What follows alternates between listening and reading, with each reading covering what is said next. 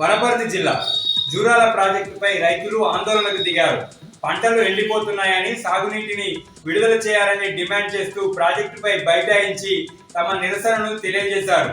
రైతుల ధర్నాతోటి గద్వాలు, ఆత్మకూరు మధ్య రాకపోకలు నిలిచిపోయాయి.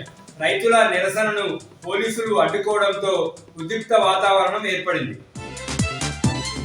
వనపర్తి జిల్లా తెలంగాణ ప్రజలకు బీఆర్ఎస్ పార్టీ మాత్రమే అండగా ఉంటుందన్నారు మాజీ మంత్రి సింగిరెడ్డి నిరంజన్ రెడ్డి. వనపర్తి జిల్లా గోపాల్పేట మండల కేంద్రంలో వరంగల్లో జరిగే బీఆర్ఎస్ పార్టీ రజతోత్సవ సన్నాహక సమావేశంలో ఆయన పాల్గొన్నారు. సభను విజయవంతం చేయాలని బీఆర్ఎస్ పార్టీ కార్యకర్తలకు మాజీ మంత్రి నిరంజన్ రెడ్డి పిలుపునిచ్చారు. మహబూబ్ నగర్ జిల్లా మహబూబ్ నగర్ మండలం డ్యూటిపల్లి క్వారీలో ఈతకు వెళ్లి ముగ్గురు గల్లంతైన ఘటనలో మరో మృతదేహం కోసం గాలింపు చర్యలు కొనసాగుతున్నాయి. నిన్న విజయ్ మృతదేహం స్థానికులు వెలికితీయగా ఇవాళ మహబూబ్ మృతదేహాన్ని ఫైర్ సిబ్బంది వెలికితీశారు. మరో వ్యక్తి అయ్యప్ప డెడ్ బాడీ కోసం రెస్క్యూ కొనసాగుతుంది. క్వారీలో చెరువును తలపించేలా నీళ్లు ఉండడంతో రెస్క్యూ లేట్ అవుతుంది. దివిటిపల్లి కాలనీలో ముగ్గురు ఒకేసారి మృతి చెందడంతో విషాద ఛాయలు అలుముకున్నాయి.